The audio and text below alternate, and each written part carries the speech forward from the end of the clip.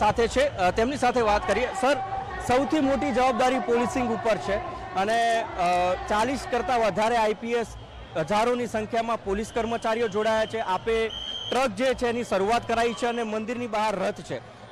આજે રથયાત્રાની ઘણી બધી એવી તૈયારીઓ કરવામાં આવી છે કે જે પહેલા નથી થઈ।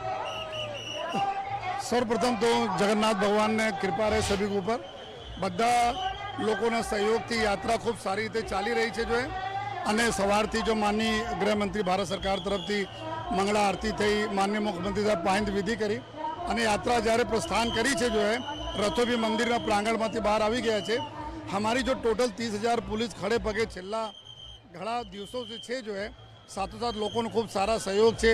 અમે ટેકનોલોજીનો ભરપૂર આ વખતે ઉપયોગ કરીએ છીએ કે યાત્રા સારી રીતે ચાલે, પરંતુ લોકોનો સહયોગ અમારા માટે બહુ જરૂરી રહે છે અને લોકોનો ખૂબ સહયોગ છે, ઉત્સાહ આપ જોઈ શકો છો જો અને મને વિશ્વાસ છે આ ઉત્સાહ સાથે સાથે પૂરી સંપૂર્ણ યાત્રા અમે શાંત પૂરી કરીશું।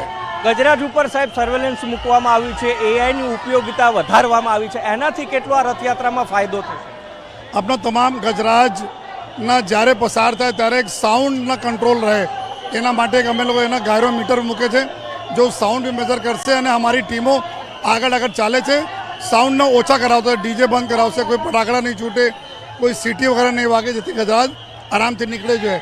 સાથોસાથ અમારા એઆઈ બેસ્ડ ઘણા બધા અમારા 3700 કેમેરાઓ રૂટ ઉપર છે, આર્ટિફિશિયલ ઇન્ટેલિજન્સ આમાં છે।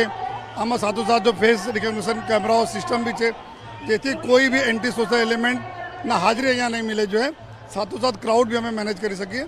તો ટેકનોલોજીનો ઉપયોગ તો છે, પરંતુ લોકોનો સહકારથી આ શક્ય છે કે અમારી યાત્રા સારી રીતે પૂર્ણ થાય। છેલ્લો પ્રશ્ન સાહેબ એ પૂછું કે છેલ્લા લગભગ 15 દિવસથી રથયાત્રાની તૈયારી કરીને આજની ઉર્જા ભગવાન તરફથી મળતી હોય એક પોલીસ કમિશનરને એવું કહી શકાય ખરું કે સુરક્ષાનું બળ આજે ભગવાન જગન્નાથજી પૂરું પાડી રહ્યા છે? છેલ્લા અમદાવાદ શહેર પોલીસના જો છેલ્લી ઘણા દિવસો મહેનત ચાલે છે, આજે અમારે માટે જો સૌથી ઇમ્પોર્ટન્ટ દિવસ છે અને આ ભગવાનની કૃપા છે, એના આશીર્વાદ છે, એના તેજને લીધે પૂરી પુલિસ ફોર્સ हमारी છે, हमारा लोक रक्षक जो LRD से लेना और हमारे सुविधा तक जो है બધા लोग एनर्जाइज છે जो है અને આ એનર્જીથી ભગવાનને અમે લોકો યાત્રા પૂર્ણ કરી। કોઈ થાક થકાન નથી કોઈને, ભગવાન બહાર છે, એના જ્યારે અમે લોકો જોઈએ ત્યારે આપણને ઉર્જા આવતી જાય છે। એક લોકોને શું સંદેશ આપશો આજની રથયાત્રાને લઈને? ટોળું ગેધરિંગ ન થાય, લોકોએ શું ખાસ કરીને ધ્યાન રાખે? લોકોને અમે આજ રિક્વેસ્ટ છે કે દર્શન કરવા માટે બધા લોકો આવે તો માતાઓ બહેનો બાળકોને ખાસ વિશેષ ધ્યાન રાખે, વડીલોને ધ્યાન રાખે અને કોઈ પણ પ્રકારની રૂમર અફવા આ બધાથી એકદમ દૂર રહે। કોઈ ચીજ સાચા માનવાની જરૂર નથી। આપ જોઈ શકો છો, આપને પોલીસ એલર્ટ છે, અમારે સોશિયલ મીડિયા પર વાત છે, તો બસ એવા નકારાત્મક તથ્યો ઉપર ધ્યાન નહીં આપો અને પોલીસ ઉપર ભરોસા રાખો। અમે અને આપ બંને લોકો મળીને સારી યાત્રા પૂર્ણ કરીશું।